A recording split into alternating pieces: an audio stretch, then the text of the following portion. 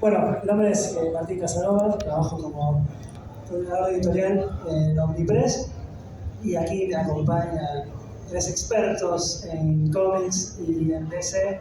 Bueno, gente que sabe. No tenemos aquí en invitar. No, ellos tienen canales de difusión de historieta y además en conjunto son Crisis en Tierras Argentinas.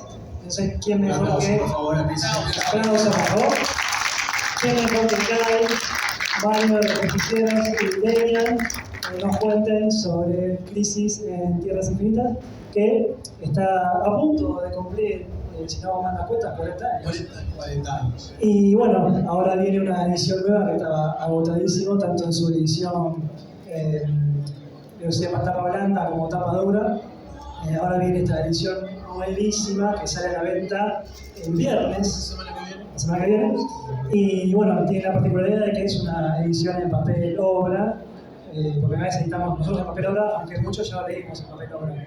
Y así que, porque ahora ustedes están siendo como una especie de voceros de esta nueva edición que tiene su aprobación, ¿no es cierto? Por supuesto. Sí. Sello de aprobación, y fíjate el póster de la revista que parece que tres capos cómicos somos acá. Tres chiflados. ¿No? Sí, tal cual. Para casi corrientes. Bueno, pero a ver, si bien mucha gente seguramente ya leyó Crisis, estaría bueno que le cuenten ustedes a la gente por qué surgió Crisis. Salió este cómic en el año 85, había un problema de lectura en esa época para los lectores de esa época porque no existía una palabra que ahora es muy recurrente, que es la continuidad. La continuidad de los cómics es muy importante para saber de qué va una lectura, un personaje o lo que sea, y en ese momento no existía. Cabe aclarar que mucho tiempo antes fue DC con Action Comics número 1 en el año 1938 y en Detective Comics 27 en el año 1939, el primero la introducción de Superman y el segundo la introducción de Batman, que fue los pioneros que hicieron la creación de géneros superhéroes. Había un problema muy grande con este tema de la lectura porque DC lo que empezaba a editar eran historias casi imaginarias o que tenían una continuidad muy escondida por ahí, porque había Batman de tierras, de diferentes tierras, ¿no?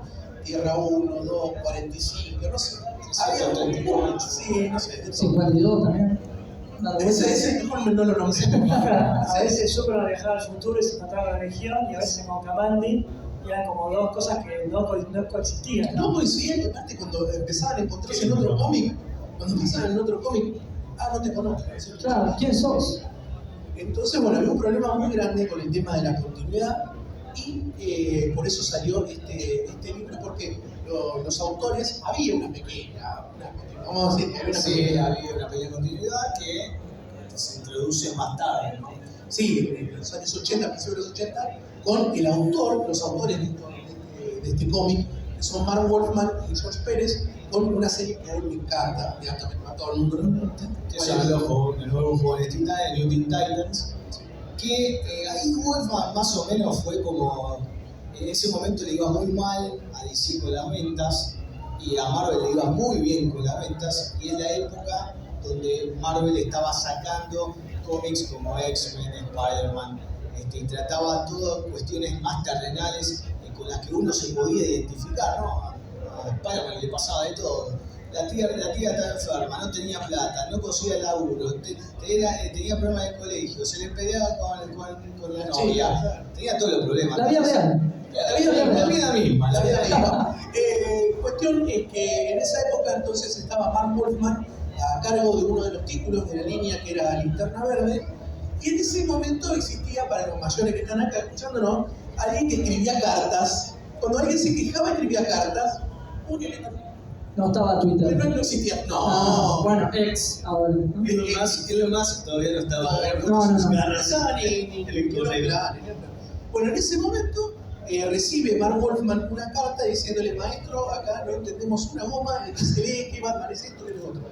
Wolfman ya venía. Claro, diciéndole: muchacho, pongámosle un poco de Wolfman ya le venía diciendo, che, estamos teniendo un problemita. Y él decía como que medio laxo, le decía, bueno, no, vamos bien, no vamos a estrellar la Ferrari. La editorial cumplía 50 años y dijeron, bueno, vamos a poner un poco la casa en orden, en la cual dijeron, bueno, vamos a empezar de cero con todo esto, con Crisis en Tierras Infinitas, que es este evento el que cambió la historia de la industria del cómic para siempre. Y cambió la industria del cómic porque la verdad que el impacto que tuvo Crisis, hasta hoy no hay evento que lo tenga. Hoy tenemos eventos que son totalmente quizás intrascendentes comparados con Crisis. Crisis lo que tuvo fue un punto de inflexión en la industria del cómic, donde generó un antes y un después, acuñando un término, Mario, ¿cuál fue? El término clave es todas las cosas que sucedían después de este cómic se llamaron post-crisis y todo lo anterior que se leía era pre-crisis. Entonces, ese término no solo tenía un significado heavy para lo que era la industria del cómic, sino que también tenía una importancia porque marcaba el final de la edad del bronce y el principio de la edad moderna de los cómics. DC vio la oportunidad de utilizarla como herramienta, esta saga, para arreglar el quilombo que tenía, que Mario acaba de explicar, ¿no? Todo eso, ¿no? Que un quilombo importante que lo desató. Ahora, si yo pregunto acá, ¿qué superhéroe es el que más quilombo arma del universo de DC? ¿Qué me dicen? Flash es un quilombo. Flash, exactamente. Muy bien. La Flash 123, cuando introduce el Flash de dos mundos, introduce el multiverso, empieza a armar este problema que comenta Mario de, che, tenemos 3 Batman, 5 Superman, 2 Flash. Entonces, lo que hacen a nivel editorial, dicen, bueno, vamos, hagamos una cosa, hacemos el evento. A nivel editorial nos ponemos de acuerdo, organizamos el conjunto editorial y juntamos, no sé, a Mario y a Martín, le digo, Martín, si vos hiciste Superman, conoces a Lex Luthor, vos Mario, acordate que Martín escribió que Superman lo conoce a Lex Luthor en el próximo libro, no me pongas que no se acuerda quién es, que no... Era pelado. Eso por un lado, y por el otro lado era la herramienta de marketing perfecto para atraer nuevos lectores, porque vos tenías gente que quería meterse en el mundo del universo DC y tenía, pero años y años de historia atrás que vos le decís a alguien, che, quiero empezar a leer algo. Bueno, ¿dónde empezás? Desde el principio. Bueno, quiero leer Superman. Bueno, ¿tenés la Action Comic número 1 de 1939? No. Un quilombo. Eso, sumado a eso, la tirada de ese momento era muy corta, era imposible conseguirla. Entonces, lo que ellos hacen, dicen, bueno, no, ¿sabes qué? Esto lo vamos a utilizar como punto de partida, vamos a agarrar y vamos a poner orden a nivel de continuidad. Y a nivel de historia, hacen, o mejor dicho, tienen un impacto enorme, porque empiezan a decir, bueno, ¿sabes qué? Esto tiene que ser, si vamos a hacer semejante movimiento, esto tiene que ser impresionante. Entonces, olvídate de que muere un tipo, no, tienen que morir tierras, tienen que explotar tierras, universos, y ahí tienen un acierto enorme que es contratar a George Pérez, que vos, cuando hojeás Crisis, ves que en cada página George Pérez te hace pelota un universo, ¿no? Culminamos con esto, ¿no? Que ahí tenemos algo muy importante que, además de demostrar esta masividad de eventos que hacen pelotar la tierra, todo, empiezan a decir, bueno, yo tengo que tratar de limpiar el tablero lo más posible. Entonces dice, bueno, a ver, ¿a quién podemos boletear? Y boleteamos a Supergirl, porque tenía 5.500 kryptonianos, Superman parecía el hermano de las Kardashian, tenía como 5.500, tenía el tío, el primo, un solo pico privado, un gato, un perro. Claro, entonces agarra y dice, bueno, ¿sabes qué? Vamos a boletear a Supergirl. Boletea a Supergirl y Superman recupera el título de... El último hijo de Krypton. Exactamente. Y ahí después viene el otro que dice, che, ¿sabes qué? Tenemos el último problema que tenemos acá que tenemos que solucionarlo. ¿Te acordás que Flash, cuando introducimos a Flash en la Showcase, y después cuando lo pusimos en Flash de dos mundos, tuvimos un temita con Flash, o sea, sí, la gente le gusta, pero tiene mucho background, o sea, vos tenés que ir muy atrás. Bueno, ahí Marv Wolfman, el escritor de esto, ya venía como amasando, o lo tenían ahí en el banco diciendo, ya vas a entrar, pibe, andá calentando que ya vas a entrar, que era a Wally West. Estaba ahí calentando y en Crisis le da eso, le da a la gente, a los lectores, un flash para una nueva generación. Así que ese fue el gran impacto de Crisis hasta hoy, que hasta hoy se mantiene, ¿no? Pero creo que lo único comparable al impacto fueron las consecuencias que provocó este evento, ¿no, Damián? Exactamente, Kai. Y ¿sabes qué es lo más loco? Que además de la consecuencia que dejó, tardó un año en llegar esto.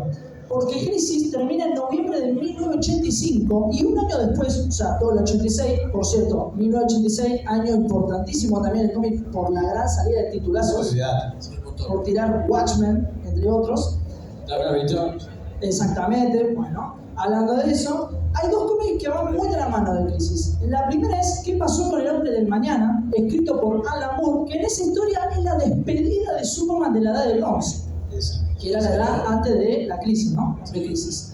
Y la otra es la historia del universo DC, porque claro, había que explicar un poquito el estatus de cómo quedó todo el semejante evento catastrófico que presentó Crisis en Tierras Infinitas. Más adelante llegarían dos historias que, además de Crisis, marcó un antes y un después, también marcarían el antes y el después de dos principales, los mejores del mundo, los mejores amigos. Bueno, eso de vez en cuando, por el día y la noche, ¿no? Puta el gol y grita. No, eso para más adelante. Para más adelante. Los mejores amigos dijiste. No, una de ellas es la miniserie El Hombre de Acero, que por cierto lo encuentran en el stand de Omni, el año pasado lo presentaron.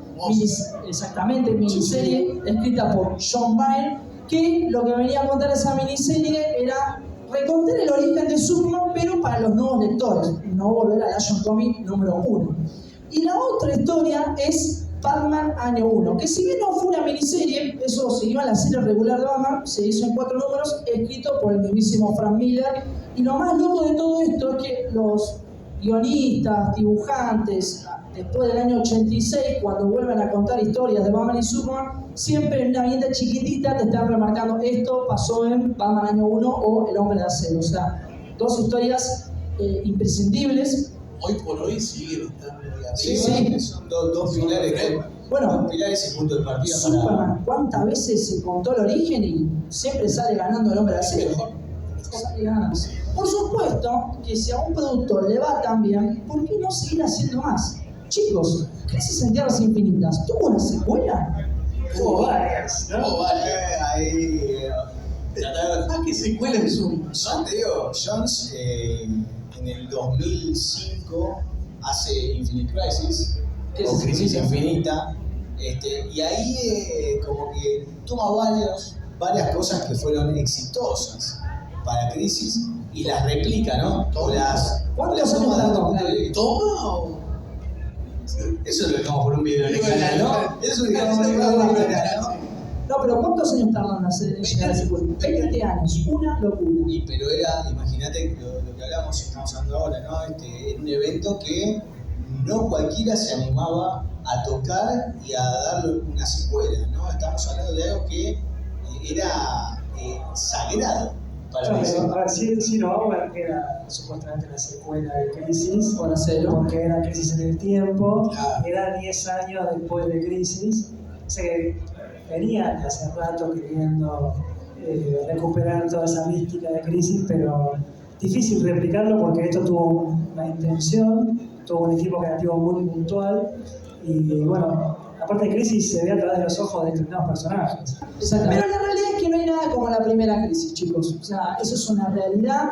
De hecho, algo que tiene Crisis en Tierras Infinitas, que además marcó, como siempre digo, un antes y un después en DC, también no es cualquier evento. Ustedes pónganse a leer eventos de DC y de Marvel y se van a dar cuenta que lo de Crisis en Tierras Infinitas, lo que representó para los guionistas, dibujantes, toda la DC y para los fanáticos y la gente que empieza a leer, es muy diferente a lo que se escribieron, ¿no? Demian, yo te agrego algo. Vos cuando leís Crisis te das cuenta que tiene algo que demuestra que algunos hechos son definitivos. Exactamente. O sea, entonces vos lees y decís, uy, murió Supergirl. Murió Supergirl. No te la reviven a los 2, 3 meses. No es como hoy, no es como hoy. No es como hoy. No es como hoy. Pero bueno, además tenemos esta edición hermosa, Martín, que la verdad que está increíble, la estuvimos hojeando. ¿Y cómo llegó esto? Bueno, primero porque se habían agotado 2 ediciones en tapa blanda, que se hacían en papel de impresión, y un tapadura. Kai trajo su ejemplar para mostrar, pero me asusté, Quedó la mochilita. tenía miedo de que lo sorteemos, Me entonces lo guardó. Me asustó, me dijo, lo vamos a sortear. Pero el chiste está agotadísimo, y bueno, la idea era poder imprimirlo. Y a tono con el título que nos convoca, Crisis, la crisis que está atravesando este país, nos hacía impensado poder publicar un libro de 400 y pico de páginas en 2023. Una edición nueva, una etapa nueva. Esta vez nos centramos en Crisis porque la edición que hemos sacado era absoluta, que incluía este universo DC, incluía Colleges of the DC Universe, que era una historia que pasaba como entre el 1, el 3 y el 4, pero no tenía la misma magia, no tenía ni siquiera un dibujante a la altura de George Pérez. Entonces, bueno, ahí nació la idea de hacer este libro, que la verdad que quedó increíble. Si bien el color de Crisis tiene una actualización y un retoque, sigue siendo una cosa muy, muy vintage. En papel, obra, esos colores quedan espectaculares. Y se merece un aplauso, ¿no? ¿Me parece? Aplauso. Aplauso, vamos.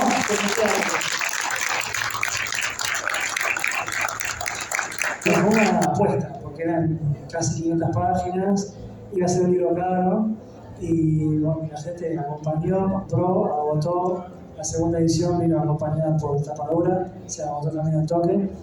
Y bueno, es de esos libros que son bestsellers, que las librerías lo tienen que tener y que el público se va renovando y quiere conocer ese pedacito de la historia de DC, que es nada. Si bien muchas cosas quedaron fuera de la continuidad, Supergirl volvió, Materiales volvió, igualmente todavía tiene impacto. Saber que ese fue el estilo de Supergirl durante décadas es fuerte. Y te agrego algo más, Martín. Crisis lo que tiene que, a medida que uno se va introduciendo en el universo de DC, va leyendo cómics, eventos, todo lo demás, en algún momento, cuando vas a leer Crisis en Tierras Infinitas, vas a reconocer la inmensa cantidad de personajes que hay y llegas a conectar. Eso es lo más loco. Claro, porque Crisis además fue en su momento un catálogo de personajes de DC. Sin lugar a dudas. Acá aparecen todos los personajes que habían salido en algún cómic de DC hasta esa fecha. Todos, aunque sea una viñeta sola, en una pantalla en el fondo, pero todos los personajes, algo que hoy sería una locura poder hacer algo parecido porque se siguieron sumando personajes nuevos. Pero acá están todos.